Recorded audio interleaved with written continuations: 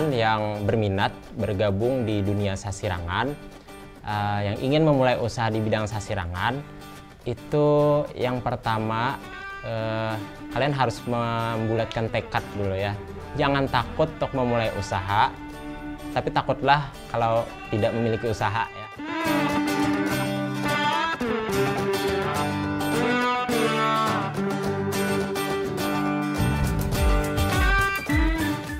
Assalamualaikum warahmatullahi wabarakatuh, pemirsa Batarbangan. Kali ini tim Media Center Pemerintah Kabupaten Balangan akan menyajikan informasi mengenai pembuatan kain sasirangan. Nah, apa itu kain sasirangan? Akan kita bahas di Batarbangan kali ini.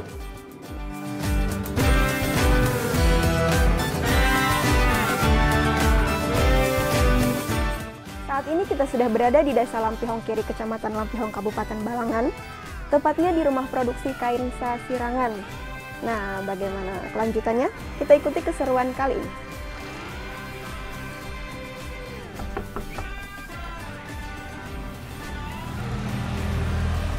Dari mana, Bu?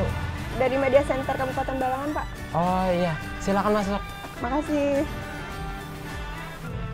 Silakan duduk. Kita sudah bersama Bapak Zulfianur Fikri, pemilik usaha sasirangan, Pak ya? Iya. Oke, boleh diperkenalkan sedikit, Pak, nama dan nama usahanya? Baik, perkenalkan nama saya Zulfianur Fikri. Saya pemilik usaha AHS Sasirangan. Jadi salah satu UMKM Kabupaten Balangan yang bergerak di bidang kerajinan sasirangan. Boleh dijelaskan, Pak, awal mula dirintis usaha ini? Iya, jadi untuk kain sasirangan ini sendiri dulu tidak pernah terlintas ya terjun ke dunia usaha sasirangan ini karena basic kan sebagai guru. Nah, awalnya itu pada tahun 2016 waktu pertama kali muncul mata pelajaran prakarya di sekolah. Kebetulan diamanahi oleh Bapak Kepala Sekolah dulu kan mengajar di SMA untuk mengajar mata pelajaran prakarya. Nah, mata pelajaran prakarya ini kan mengajari siswa untuk berwirausaha sejak dini. Nah, dari situ saya terlintas berpikir bagaimana nih menciptakan sebuah produk yang bernuansa lokal yang bisa dijual begitu. Hasil outputnya bisa dijual, artinya bisa dipasarkan. Akhirnya saya memutuskan untuk memilih sasirangan karena memang waktu itu hobi juga. Dulunya kan sebagai kolektor sebenarnya. Suka mengoleksi kain-kain sasirangan, kan ada motif-motif, warna segala macam, suka membeli gitu kan. Berawal dari rasa suka? Iya, hobi dulu, lalu suka mengoleksi, akhirnya terpaksa, istilahnya terpaksa ya, karena dituntut untuk mengajarkan siswa untuk sasirangan ini. Akhirnya kursus sehari, bukan kursus sih namanya, pelatihan sehari yang diadakan oleh komunitas pecinta sasirangan di Banjarmasin. Berawal dari situ dapat ilmunya, artinya kulit-kulitnya. Setelah itu mendalami secara eksperimen.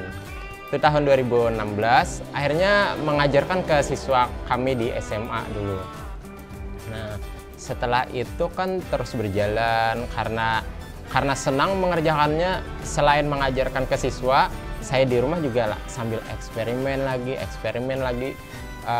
Ada mau tahu warna ini, coba lagi belajar, bertanya juga kan ke teman, misalnya ke teman-teman yang sudah senior. Akhirnya karena senang tadi menghasilkan produk, di posting sosial media, ada ada feedback gitu. Iya, ada respon dari teman-teman. Akhirnya sambil memproduksi. Itu sih awalnya. Itu dimulai dari tahun berapa, Pak? Tahun 2016. Oh, langsung dari 2016. Iya. Produksinya. Kita boleh mengintip proses produksinya nggak nih, Pak? Oh, boleh. Pemirsa, kita akan melanjutkan untuk melihat proses produksi sasirangan. Yuk. Pak. Mari. Jadi pertama-tama kita memotong kain dulu, Mbak ya. Biasanya panjangnya berapa nih, Pak? Kalau standar itu 2 meter. Nah, ini saya sudah batasi di sini. Itu untuk satu potong kain, Pak ya? Potong kain. Nah, ini kan kebetulan untuk motifnya itu sudah ada. Jadi tidak perlu membuat motif yang baru. Karena ini sudah ada konsepnya, yang mana motif ini dari motif yang insya Allah akan dipakai untuk hari jadi Kabupaten Balangan tahun 2023, mungkin April mendatang. Jadi kalau membuatnya kan manual, langsung dari kain putih digambar, jadi seperti ini. Kalau hari ini kita menjiplaknya saja. Kalau mendesain bisa memakai bahan seperti ini, Mbak. Jadi kita menggambar di karton, ini untuk mempermudah sebenarnya. Cuman itu kan perlu waktu untuk membuat yang seperti ini. Kalau motif-motif yang motif klasik biasanya pakai yang seperti ini. Itu setiap kain yang akan diproduksi dijiplak begitu, Pak? Iya, satu-satu. Nah, jadi ini sudah selesai. Wah, nah, setelah dipola tadi jadinya seperti ini. Kain ini siap untuk masuk ke tahap berikutnya, yaitu proses penjelujuran. Jelujur itu dijahit menyesuaikan garis pola ya? Iya, kita menjahitnya menyesuaikan gambar yang sudah kita buat ini. Nah, dengan jarak tertentu. Jadi kalau sasirangan itu semakin rapat, jahitannya semakin rapi dan semakin bagus. Jadi setelah selesai dijelujur, ini kan jadi seperti ini. Nah, kalau kita lihat belakangnya, coba kita lihat belakangnya. Nah, dia kan sama, persis seperti gambar di depan. Nah, habis ini kita masuk ke tahap penyisitan. Seperti ini kan. Nah, lalu dikencang, kiri kanan kencang, taruh di paha ya, ditekan di sini, lepaskan jarinya, tarik. Nah, coba ditarik, Mbak. Tangan ibu jari, ya. Tarik sampai dia mentok di bawah. Oh, benar sekali. Jadi ini harus disisit, ditarik sampai semua kain selesai. Kalau sudah jadi seperti ini, maka kita akan masuk ke tahap proses pewarnaan. Oke, yuk Mbak, kita mewarna. Kita ke proses pewarnaan. Ya, mari kita mewarna. Oke. Ya, jadi karena kita mewarna dengan pewarnaan sintetis atau kimia, kita perlu safety menggunakan masker. Ya, yuk pasang, Mbak. Setelah itu kita juga harus memakai sarung tangan yang tahan panas. Nih, silakan Mbak dipakai. Ya.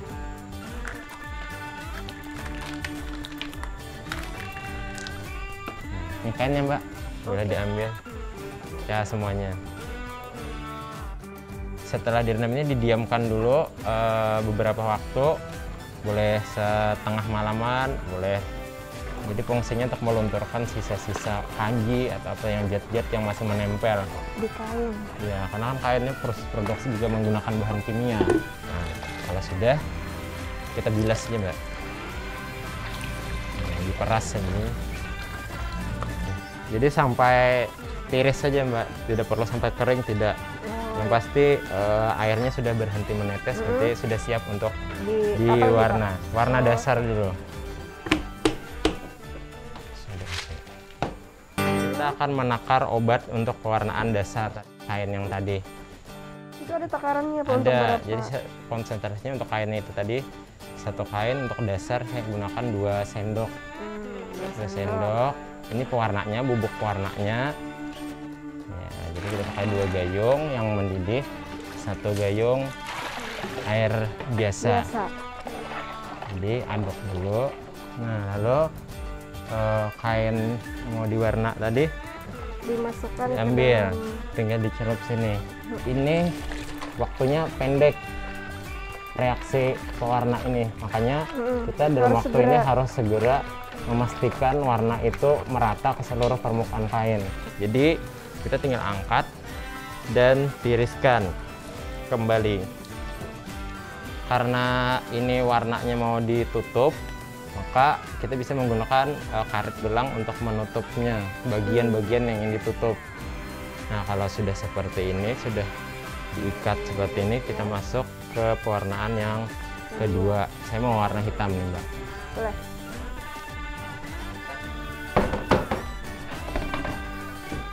Kita masuk ke tahap warnaan yang kedua, warna hitam. Karena pakai air dingin biasa. Kita rendam di naptol dulu. Nah, sama meratakan larutan ke seluruh pori-pori kain. Celupkan ke wadah yang satu. Nah, coba lihat perubahannya. Wah, Nah, dia sudah berubah. langsung berubah jadi warna hitam. Habis ini ditiriskan, dibilas, ditiriskan. Lalu masuk ke tahap pewarnaan selanjutnya.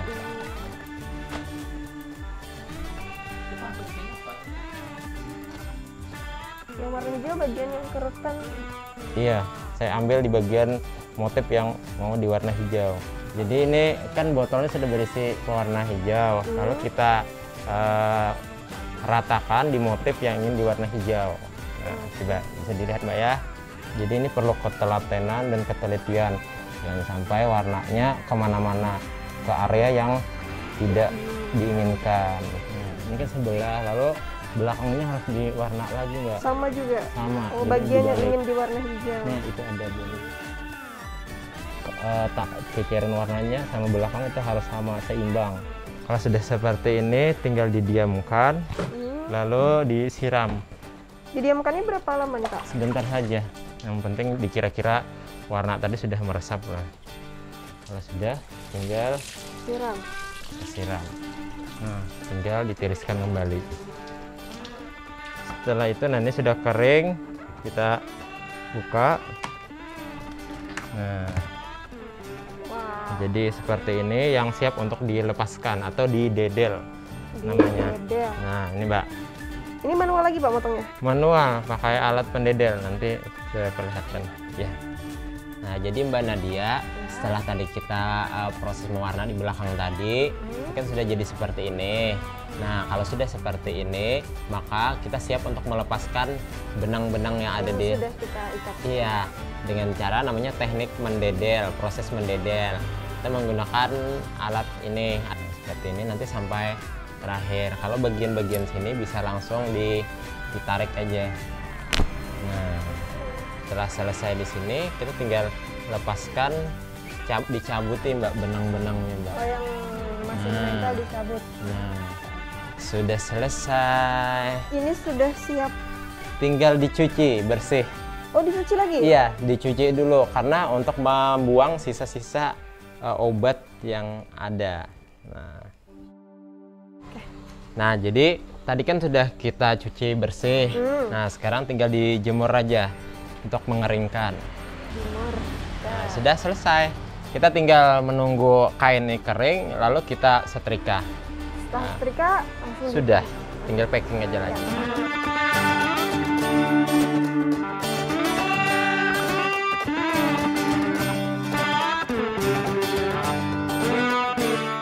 Nah, jadi Mbak Nadia, setelah tadi kita sudah jemur, udah kering. Nah, ini tinggal disetrika aja lagi. Ya, ini tahap terakhir dari proses pembuatan kain sasirangan. Sudah disetrika, kita tinggal packaging saja lagi. Kita lipat. Setelah selesai tadi, ini sudah siap untuk diserahkan kepada pembelinya, ya siap untuk dijual. Ini Mbak. Nah, pemirsa, setelah melewati proses yang panjang, mulai dari kita dimotong Kain. kain sampai menjelujur, Menjelujur, sampai menyisit, menyisip, lalu mewarna, mewarna, terakhir mendedel, mendedel. mencuci, menjemur, setrika. Setelah disetrika dan di packaging, akhirnya jadi nih pemirsa, sudah siap dijual ke customer.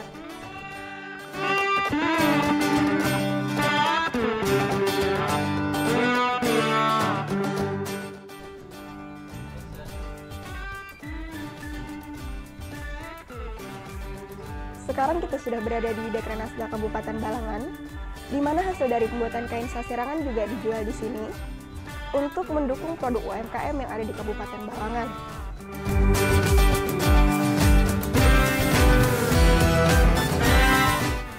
Akhirnya kita sampai di penghujung perjumpaan. Wassalamualaikum warahmatullahi wabarakatuh.